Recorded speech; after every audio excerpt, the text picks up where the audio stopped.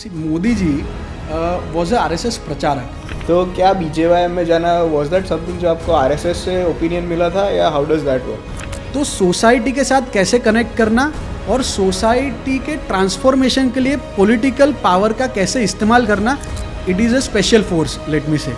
तो ऐसी special force में आपको तब मौका मिलता है जब मैं पावर चूज़ करूँगा। पावर इसीलिए चूज़ करूँगा, मैंने जो सोच के मैं पॉलिटिक्स में आया था या पॉलिटिक्स में आना चाहता, ऐसा करने जाएंगे तो मैं मानता हूँ कि सिचुएशन बहुत ही ख़राब हो जाएगी। और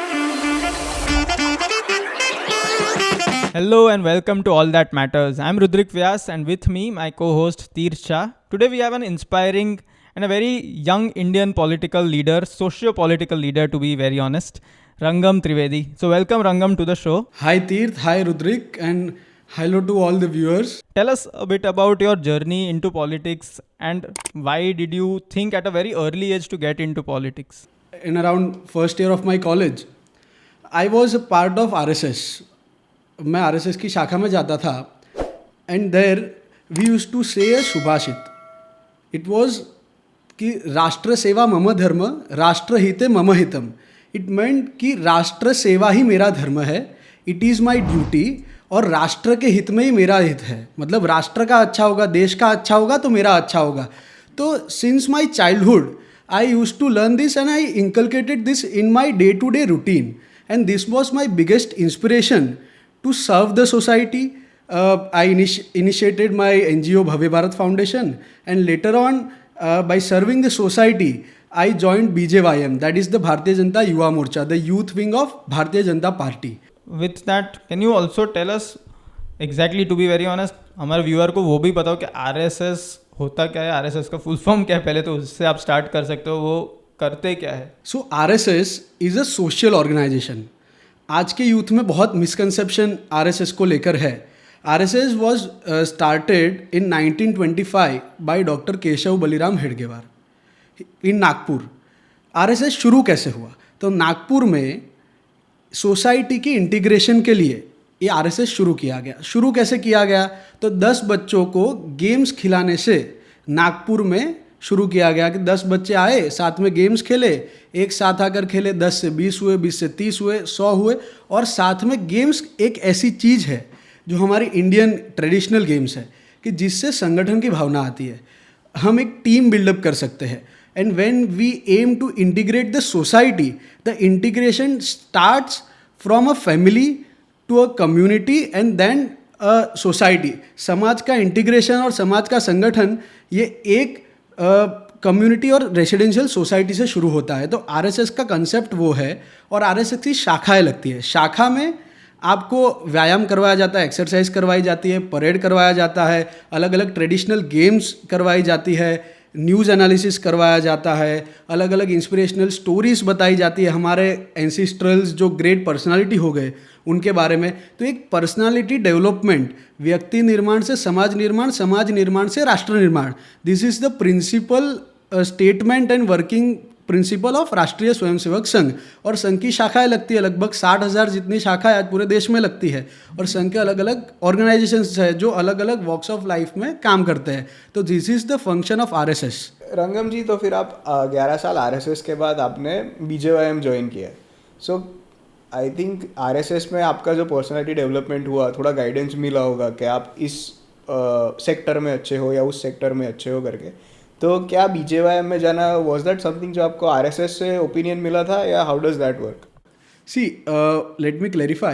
RSS has no relation with the political activities that are going on in BJP or any other political parties or in the country. Then what is the relation? There is no relation. RSS develops an individual to serve for the country. एक personality के तौर पे उसको एक राष्ट्रभक्ति के मार्ग पे चलना, नेशन बिल्डिंग के और चलना, ये आरएसएस सिखाता है। So basically Modi ji for example जब आरएसएस में थे, उनको इन क्वालिटीज़ में या इस डायरेक्शन में ही वाज मोल्डेड या ही ग्रोन बेसिकली, और वो अच्छा जो उनका माइंडसेट है, he is doing so well for our country, वो वहाँ से हुआ। And then going through a political party was the path he chose to actually make the nation great. See Modi ji was a RSS pracharak. RSS Pracharak dedicates his life to the organization and to the country. So his life is decided by the principles of the organisation. And organisation को अगर feel होता है कि इनको इसमें काम करना चाहिए तो ऑर्गेनाइजेशन उनको एडवाइस करता है कि आपको ये, बिकॉज ही वॉज अ प्रचारक, आई एम नॉट अ प्रचारक, मैं एक स्वयंसेवक हूँ। तो आरएसएस की यही विशेषता है। और लेट मी से कि हम जब आरएसएस में एक छोटा सा कार्यक्रम होता है, we also celebrate our annual day, जो स्वयंसेवक ही करते हैं, उसमें कोई इवेंट मैनेजमेंट की एजेंसी नहीं लगती है। बड़े बड़े टास्क होते हैं, बड़े बड़े कैंपेन्स होते हैं, अवेयरनेस अभियान होते हैं, और जो एनुअल डे भी होता है। तो ये उत्सव करते करते कब एक स्वयंसेवक ये मैनेजमेंट प्रिंसिपल्स को इनकलकेट कर लेता है, सीख लेता है, ये पता ही नहीं चलता। तो RSS is a continuous learning activity. तो इसमें आरएसएस में काम करते करते मुझे ऐसा लगा कि मैं यूथ पॉलिटिकल लीडरशिप में आगे बढ़ सकता हूँ, मैं पॉलिटिकली भी काम कर सकता हूँ, और मैं पॉलिटिकली भी कंट्री के लिए काम कर सकता हूँ, देश के लिए काम कर सकता हूँ। और ये मुझे जब ध्यान में आया तो I chose the BJYM route. तो रंगम जी, फिर अभी हम next stage of your career में आते हैं, विच इज़ इनटू पॉलिटिक्स। तो पॉलिटिशियन कोई एमपी हो, कुछ हो, सो वी अंडरस्टैंड कि they are representing their constituency and they have work in that terms. अभी ये यंग पॉलिटिशियन, उनका काम क्या, मतलब what do they work, what do they do? ये मतलब पहले से जब मैं कहता था कि मैं आरएसएस में काम करता हूँ, तब ये बात आती थी। फिर जब मैंने बीजेवाईएम ज्वाइन किया तो मतलब मेरे को ये कहते हुए दुख होता है, मतलब ऐसा बोले तो, कि जब हम एक यंग एज में थे, जब स्कूल डेज में थे, कॉलेज डेज में थे, तो स्कूल डेज में ज़्यादातर, तो आज से 15 साल पहले पेपर का हेडलाइंस क्या रहता था, इतने करोड़ का स्कैम हो गया, इतने लाख करोड़ का स्कैम हो गया, देश में हमारे पर अटैक हो गया, किसी और कंट्री ने अटैक कर दिया। तो हमारी जो लीडरशिप थी वो ग्लोबल लेवल पे और कंट्री लेवल पे फेल हो रही थी। तो as a individual, as a citizen and as a child, ये हमको ये रहता था कि ये देश में क्या हो रहा है। और जब हम आगे बढ़ते गए तो जब हम बोलते थे कि हाँ मुझे बीजेवाईएम में जाना है, मुझे पॉलिटिकली काम करना है, तो एक जो हमारी जनरेशन है उनका देखने का नज़रिया बदल जाता था। उनको लगता था कि पॉलिटिशियन और पॉलिटिक्स ये दो खराब हो गए थे, क्योंकि देश में ऐसे लीडर्स हो गए आज से 10-15 साल पहले जिन्होंने पॉलिटिक्स की डेफिनेशन को ख़राब कर दिया। और पॉलिटिक्स का डेफिनेशन ख़राब होने से जो यंग जनरेशन है उनको पॉलिटिक्स का जो ट्रांसफॉर्मेशनल और कंस्ट्रक्टिव जो मीनिंग है वो कन्वे ही नहीं हो पाया है, क्योंकि हमने वो कभी देखा ही नहीं है। क्योंकि हम यंग जनरेशन में थे तब नेगेटिव ही चीज़ें होती है तो हमारे माइंड में वो इम्प्रेशन हो जाती है। तो इसलिए जब इनिशियल डेज थे तो अपने साथ वाले जो होते हैं वही आपको डीमोटिवेट करते हैं कि this is not the way to choose. तो तब जो अपना माइंडसेट होता है वो बहुत ही फर्म होना चाहिए। तो मेरा माइंडसेट था कि जा कर के अपने को देश की सेवा करनी है और उसके अपना खुद का एग्जाम्पल प्रेजेंट करना है कि हाँ ऐसे भी पॉलिटिक्स हो सकता है। आपने जैसे बोला कि बीजेपी जो है it is a very organized place, जहाँ पे डिपार्टमेंट्स के जैसे अलग अलग विंग्स है जो अलग अलग चीज़ों का ध्यान रखते हैं। तो मतलब आप जो विंग में हो, युवा मोर्चा, तो I assume is a youth wing, तो उसमें आप एग्जैक्टली आपका डे टू डे काम होता क्या है? See, Yuva Morcha is the youth wing, और युवा मोर्चा में the main objective is to mobilize the youth for political activities in interest of the nation. मतलब अलग अलग जैसे ब्लड डोनेशन कैंप होता है, जैसे अखंड भारत संकल्प दिवस की मशाल यात्रा होती है, फिर पॉलिटिकल कैंपेन्स के लिए बाइक रैली होती है, फिर हम जवानों के लिए कुछ ना कुछ करते हैं, श्रद्धांजलि देते हैं। तो ऐसे ऐसे जो सब्जेक्ट्स यूथ को इंस्पायर करते हैं, यूथ को मोटिवेट करते हैं, उस मोटिवेशन से यूथ को पॉलिटिकली नेशनल इंटरेस्ट में काम करवाना और उनके लिए उनको मोबिलाइज करना, ये युवा मोर्चा का काम है। तो फिर रंगम जी, ये जो इतना ऑर्गेनाइज जो है बीजेपी, और बीजेपी को इतने ज़्यादा डोनेशंस और सब मिलता है to do their activities which is fair enough, तो ये जो युवा जो काम करते हैं ये are they also compensated monetarily, या फिर ये वॉलेंटियर काम है जो फ्री ऑफ कॉस्ट होता है? बीजेपी या पॉलिटिकल पार्टी में काम करना that is a voluntary activity, ये पेड एक्टिविटी नहीं होती, ये राष्ट्र की सेवा ही है। लोगों के माइंड में बहुत ही डिफरेंट कॉन्सेप्ट्स होते हैं कि पॉलिटिक्स में कुछ गेन करना है, पॉलिटिक्स में अगर कुछ गेन करना है तो वो रिस्पेक्ट गेन करनी है, पॉलिटिक्स में अगर कुछ गेन करना है तो वो पब्लिक की सेवा करके, पब्लिक सर्विस करके सेटिस्फेक्शन गेन करना है। अगर पॉलिटिक्स में कुछ गेन करना है तो आपको अपना ट्रैक रिकॉर्ड लोगों के सामने गेन करना है, तो yes you do politics of performance, यही आप गेन कर सकते हो, बाकी सब देना ही होता है। रंगम जी, क्या ये रीज़न है क्या कि अभी के जो यंग पॉलिटिशियंस है इन जनरल, जैसे आप भी ले लो, आप अभी इस फील्ड में आ गए हो completely, so you are pretty well educated compare to काफ़ी साल पहले देयर वाज अ नोशन के यार पढ़े लिखे नहीं होते और घुस जाते पैसे से, पावर से, या जो भी। अभी आपने बीटेक, एमटेक और I think London school of economics से भी आपने एक कोर्स किया है, तो do you think moving forward ये एक प्री रिक्विजिट बन जाएगा? क्योंकि I assume it is not just so that you think better but also so that you can have a stream of income, क्योंकि किसी को भी जाने तो एंड ऑफ द डे पेट तो भरना है, तो उसके लिए भी is that the only factor people are so educated, या what is the reason? See initial days में मुझे लोग पूछते थे कि आपने पॉलिटिक्स का करियर चूज़ किया है। मैं पहले दिन से यही जवाब देता था, my answer was that politics is not a career, it is a service path. If you choose the service path of politics, parallelly आपको अपना करियर पाथ भी डेवलप करना पड़ेगा। तो if you choose the politics as your service path, तो आपको parallelly जब दोनों चीज़ें करनी है, आपको you have to manage and balance your family life and personal life, साथ में you have to give time to your academics as well as professional life और द करियर, और साथ में आपको सर्विस पाथ जो आपका पॉलिटिक्स आपने चूज़ किया है वो तीन को बैलेंस करना होता है। इसलिए मैं मानता हूँ कि अगर सबसे कठिन काम, सबसे हार्ड काम कोई अगर है, तो that is choosing the service path of politics in a youths life particularly. तो फिर ये जो यूनियन मिनिस्टर्स और सब जो होते हैं, क्या वो मतलब आउट ऑफ पॉलिटिक्स भी उनका जॉब होता है? Because I think union ministers do get paid, right? Yes, every elected representative has a pay scale from a corporator in municipality to a MP or MLA in the state government or the central government, or a minister has a pay scale decided by the government, और उनको constitutionally जो पे scale होता है उस हिसाब से payment होता है, सैलरी होता है। सो ऐसे कोई अभी सीजन्ड पॉलिटिशियंस है जो ऑलरेडी पहले बिजनेस करते थे फिर आए, या पैरेलली जो आपने बताया कि वो पैरेलली पॉलिटिक्स में भी थे, सर्विस भी दे रहे थे और अपना करियर एज अ बिजनेस और एज अ प्रोफेशनल भी आगे बढ़ रहे थे, ऐसे कोई एग्जांपल्स?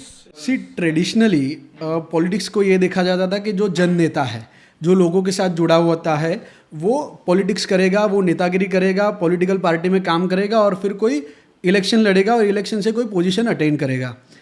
वो एक बहुत अच्छा तरीका है। मतलब पॉलिटिक्स में मैं नहीं मानता कि पढ़ा लिखा व्यक्ति ही अच्छा काम कर सकता है, लेकिन साथ साथ में अगर पढ़ा लिखा व्यक्ति अगर पॉलिटिक्स में आता है तो वो पक्का कुछ ना कुछ बहुत अच्छा कर सकता है, ये मेरा मानना है। जैसे कि वी हैव फ्यू एग्जांपल्स। जैसे एक समय था, तब देश में अगर हम देखें मिनिस्टर्स का लिस्ट, तो हमें दिखता था कि इनका एजुकेशन मैक्सिमम ये बैचलर्स होते हैं या मास्टर्स होते हैं, वो भी आर्ट्स में होते हैं। आज का जो दौर है, द न्यू इंडिया पॉलिटिक्स और गवर्नेंस इज कि आपको डोमेन स्पेसिफिक लीडर्स मिल रहे हैं। जैसे कि हमारे रेलवे मिनिस्टर है अश्विनी वैष्णव। अश्विनी वैष्णव इज़ अ IAS और वो उन्होंने एमटेक IIT से किया हुआ है। उन्होंने अमेरिका जाके MBA की डिग्री ली है और साथ में उन्होंने कुछ MNCs, बहुत बड़ी बड़ी सीमेंस जैसी MNCs में काम करके वो फिर राज्यसभा के MP बने। आज वो देश के रेल मंत्री है। तो उन्होंने ऐसी कंपनीज में काम किया जो रेलवे स्पेसिफिक काम करती थी टेक्निकली। उनके पास एजुकेशनल क्वालिफिकेशन है, जो MBA है, जो मैनेजमेंट कैसे करना वो बताती है। साथ में उनके पास टेक्निकल डिग्री है। तो अगर ऐसे लीडर्स वो मिनिस्टर बनते हैं तो कोई भी ब्यूरोक्रेट या तो कोई भी गवर्नमेंट का अधिकारी ये मिनिस्टर को कुछ दूसरा नहीं समझा के वो टेक्निकली भी डील कर सकते हैं, साथ में गवर्नेंस भी देख सकते हैं, एंड ही कैन और she can deliver an effective governance if he और she is well qualified. So do they still do business when they are elected ministers or representatives or not? See, as a part of government, you cannot be directly associated to any business because you are getting paid. जैसे हमारा होता है कि अगर आप किसी company में काम करते हो तो you cannot parallelly work in other company. So government is paying you for the duty you are doing to the elected representatives, not to the organizational worker of the party. But if you are a part of BJP and not elected, then you can have your own business because you are not paid in BJP. Yeah, absolutely. Because that is a voluntary activity and not a paid activity. You can do your और choose your career path और do your business. आपने जो बताया कि आपके इतनी journey में भी इतने सारे प्रोफेशनल, इतने सारे लोग को आप मिलते हो, तो ऐसे कोई 3 पॉइंट वगैरह आप बता सकते हो कि मैंने इन पर्टिकुलर, अगर आप नाम लेना चाहे तो लेके बता सकते हैं कि इनसे ये लेसन सीखे इतने एज ए यंग पॉलिटिशियन, और वो मुझे लाइफ में भी बहुत काम आता है। ऐसे कोई 3 लेसन आप अगर शेयर कर पाए तो। फर्स्ट ऑफ ऑल मेरे ध्यान में एक आरएसएस के प्रचारक थे। वो कहीं भी स्टेज पर होते थे तो मेरा ऐसा था कि मैं किसी भी मीटिंग में हूँ तो मैं फ़ोन नहीं उठाता था। उनका ये था कि वो कहीं भी मीटिंग में हो, कोई भी ऑन स्टेज प्रोग्राम में हो, वो फ़ोन उठाकर बोल देते थे कि मैं आपको 2 मिनट बाद कॉल करूँगा, कुछ अर्जेंट है तो बताइए। तो मैं उनसे ये सीखा कि आप कहीं पर भी अगर आप कॉल उठा सकते हो तो सामने वाले को आप रिस्पॉन्ड कर दो, और कुछ अर्जेंट है तो सुन लो उसके पास से। दूसरा कि एक बहुत बड़े देश के मंत्री है जिनके साथ मुझे काम करने का मौका मिला, तो उनका ये है कि वो पहले आपको सुन लेते हैं। बहुत ही पॉलिटिशियंस का ये होता है कि वो सुनते नहीं है, वो खाली बोलते हैं। तो इतने बड़े पोजीशन पे भी कोई व्यक्ति आपको सुनता है और फिर उसका डिसीजन लेता है या उसकी जो बात है वो आपके सामने रखता है, तो सामने वाले को भी बहुत अच्छा लगता है।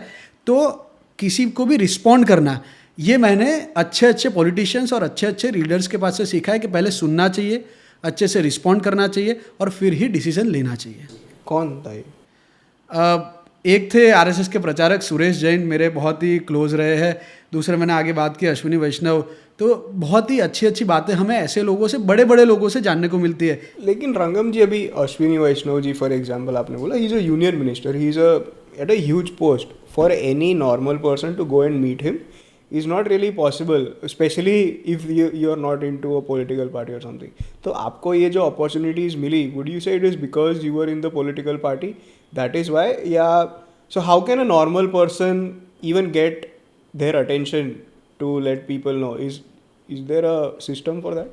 See, basically as a political worker, it is my privilege कि मैंने उस लेवल पे काम किया, मैंने उस लेवल पे डिलीवर किया। मुझे जो टास्क दिए गए मैंने उस पर परफॉर्म किया, मैंने वो डिलीवर किया, इसलिए मुझे उनके साथ वो टास्क में काम करने का मौका मिला। But I would like to say for a common person, for a youth और इवन फॉर अ विलेजर और किसी भी व्यक्ति के लिए देश में, for a common citizen, today it is very easy to reach to any public representative, any government official और to even a union minister. In today's time you can also write to your prime minister. ये बहुत ही governance की transparency है that we have got the tools and we have got the ways that you can write to your prime minister, you can convey it to your prime minister and the prime minister office और the union minister office will respond to your question within few days. तो ये accountability और transparency बड़ी है। आज कोई भी दीवार नहीं रही है between the citizen and the government. अपने प्राइम मिनिस्टर नरेंद्र मोदी जी से मिले? हाँ, मिला हूँ। तो उनका, जहाँ तक मैंने सुना है, उनका एक ऑरा है। There is some personality that someone will feel going around in the room when he is there. जब मैं उनके रूम में गया, he was the chief minister of Gujarat. मैं एक 11th स्टैंडर्ड में पढ़ता हुआ बच्चा था। जब मैं उनके रूम में एंटर हुआ, मैं पहली बार मिल रहा था। वो उनकी चेयर पे से खड़े हुए और मुझे आकर बोले कि आओ रंगम भाई केम छो। तो एक छोटा बच्चा जो 11th स्टैंडर्ड में पढ़ रहा है, अगर उसको गुजरात का मुख्यमंत्री, वो भी नरेंद्र मोदी, वो उठ कर के ये बोलता है कि आओ रंगम भाई केम छो, तो आप समझ सकते हो कि सामने वाले की फील क्या होगी। वही कनेक्शन बन जाता है। और मैं मानता हूँ कि एक बच्चे के साथ बच्चे की तरह, एक साइंटिस्ट के साथ साइंटिस्ट की तरह, एक ब्यूरोक्रेट के साथ ब्यूरोक्रेटिक टर्म्स में और एक इंजीनियरिंग के साथ टेक्निकल टर्म्स में कैसे बात की जाए, यही उनका ऑरा है। To deliver and to speak with thorough knowledge, ये उनका ऑरा है। ये सबसे बड़ी बात उनकी है। ये जो आपकी जर्नी रही है as a very young politician till now, आपने जो बोला आपने काफ़ी काम किया है इन दिस फील्ड। अभी रिसेंटली कोई ऐसा पर्टिकुलर काम आपने किया हो जो आपको स्टैंड आउट किया? जैसे अभी अभी इलेक्शन भी गया है, so being a member of the party, are you directly involved in campaigning? How does that work? Yeah absolutely, as a member of the party मैं लोकसभा के काम में, विधानसभा के काम में भी इन्वॉल्व था और इस जनरल इलेक्शन में भी मैं वडोदरा लोकसभा के काम में इन्वॉल्व था। और साथ साथ में आई वॉज प्रिविलेज कि मुझे सेंट्रल इलेक्शन कमेटी भी जो होती है उसमें भी काम करने का मौका मिला। और and I dealt with 10 offline mode campaigning through out the India, और इससे मुझे बहुत ही अच्छा एक्सपोजर मिला एफिशिएंसी हुई, कैपेसिटी बिल्डिंग का भी काम हुआ और मेरे लिए भी बहुत अच्छा एक्सपोजर था. तो ये कमिटी बीजेपी का पार्ट है विच वॉज मेड के टू कैंपेन अक्रॉस इंडिया. या जैसे कि मैंने बोला कि there are, if you deliver you are selected and you are promoted. तो अगर आप अच्छा काम करते हो, मैंने अपने स्केल पर, अपने लेवल पर अच्छा काम किया, तो ऐसे अच्छे अच्छे कुछ लोगों को सिलेक्ट करके एक कमेटी बनती है जो इलेक्शन में काम करे. It is a special force, let me से. तो ऐसी स्पेशल फोर्स में आपको तब मौका मिलता है जब आप ग्राउंड लेवल पे, ग्रास रूट लेवल पे अच्छा काम करते हो. मुझे भी ऐसा मौका मिला. मैं भी एक विधानसभा से, एक वार्ड से उठ कर के सेंट्रल इलेक्शन कैंपेन में काम कर पाया. और ये कोई भी भारतीय जनता पार्टी का कार्यकर्ता या कोई भी पॉलिटिकल वर्कर ये कर सकता है, अगर वो अपनी दी हुई रिस्पॉन्सिबिलिटी वो ठीक तरीके से करे. पर रंगम जी, अभी you are not paid to be in BJP, correct? अभी आपको बचपन से you been across a lot of ideologies के देश के लिए काम करने, लेकिन सब लोग जनरली नहीं होते. तो ऐसे सेंट्रल इलेक्शन के उसमें काम करना, इंसेंटिव क्या है? क्योंकि पेड तो आप हो नहीं, देन टाइम बहुत ज़्यादा चला जाता है. Then what is the real reason that one would really, is there a motive of some future milestone that you would like to achieve? Is that why people give their 100%? See, basically, let me tell you what we gain is, जब I belong to my ideology, I dedicate myself to my ideology.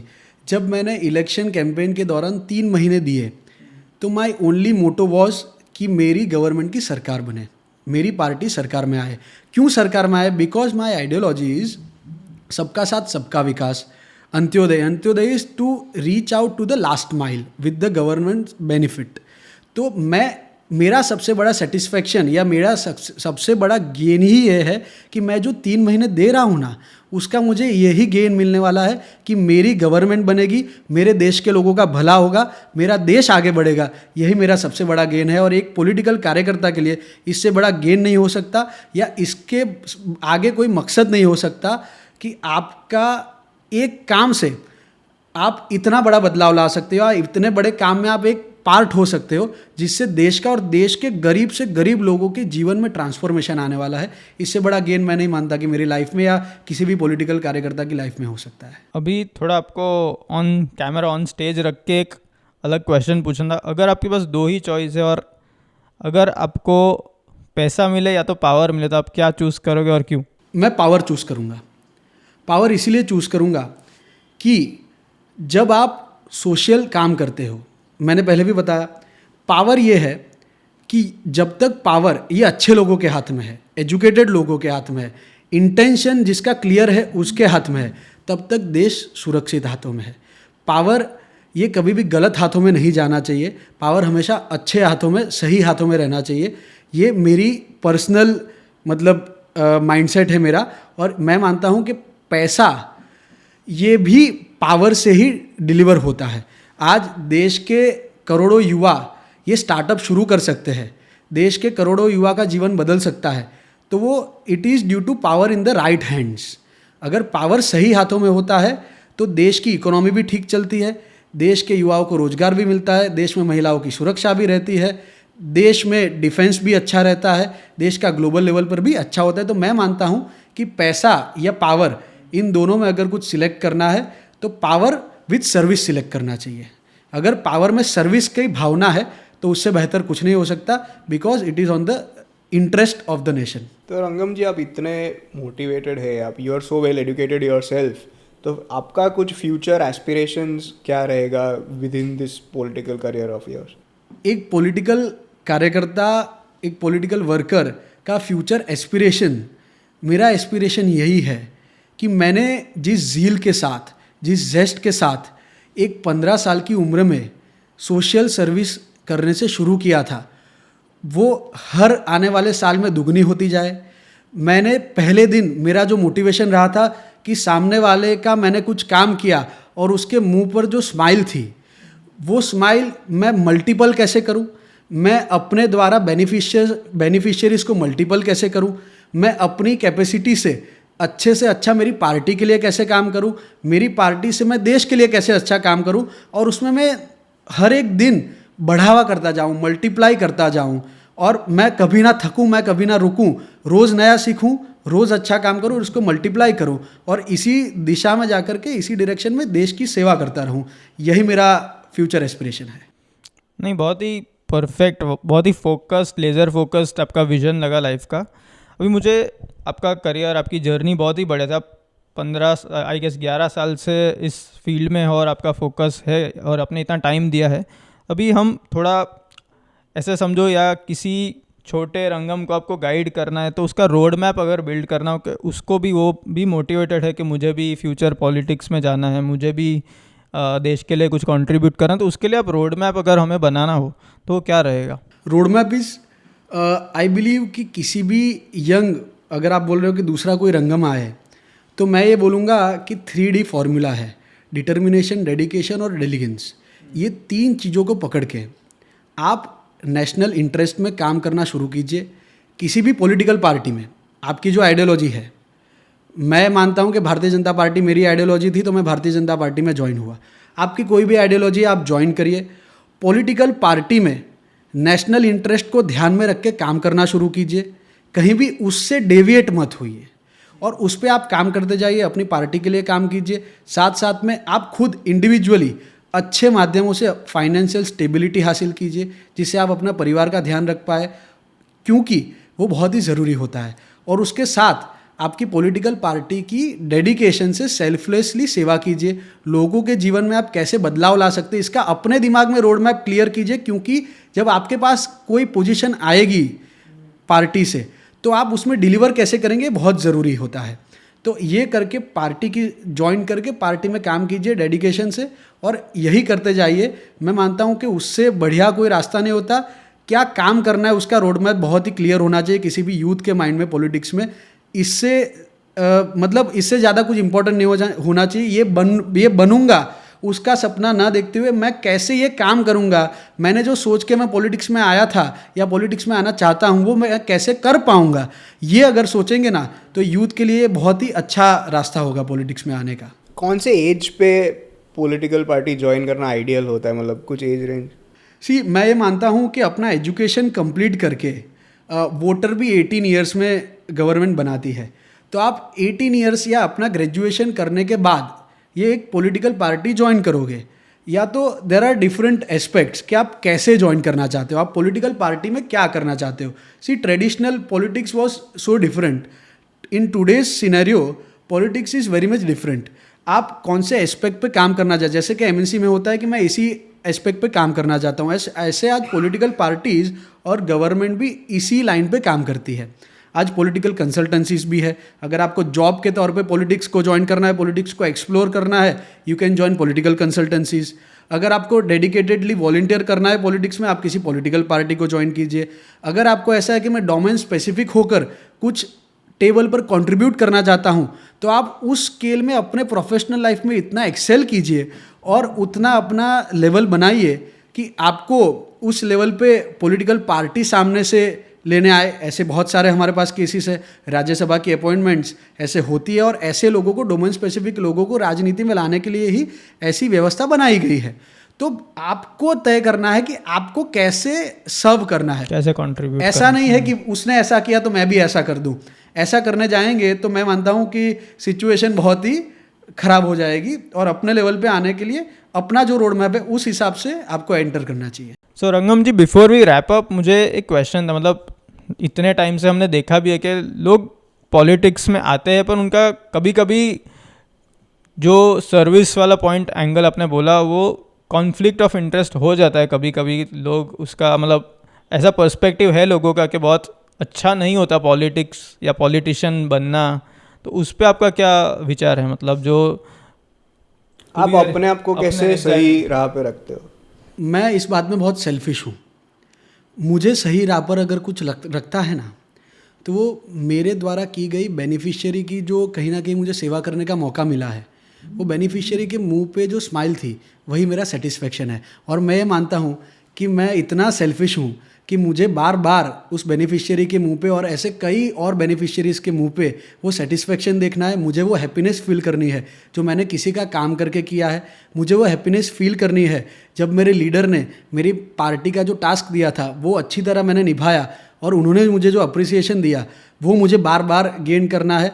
और ऐसे ही करके मैं जो path लेकर के आया था, जो इंटेंशन लेकर के आया था, वो इंटेंशन को बहुत ही क्लियर रख कर इसी पाथ पे डेविएट ना हुए बिना आगे बढ़ना है। और इंटेंशन क्लियर रख के इसी सेल्फिशनेस के साथ कि मुझे किसी का अच्छा करना है, बार बार अच्छा करना है, इसलिए अच्छा करना है कि ये मेरे इंटेंशन से मैच करता है, मैं इसलिए पॉलिटिक्स में आया था, ये बहुत क्लियर रखना है। बहुत ही बढ़िया Rangam ji, thank you so much all that matters पे आने के लिए। आपकी जर्नी सुन के और काफ़ी इंस्पायरिंग जर्नी है, काफ़ी अनकन्वेंशनल भी है जो लोग आगे चूज़ करें और ऐसे ही हमारे आगे के पॉलिटिशियंस रहे आपके जैसे।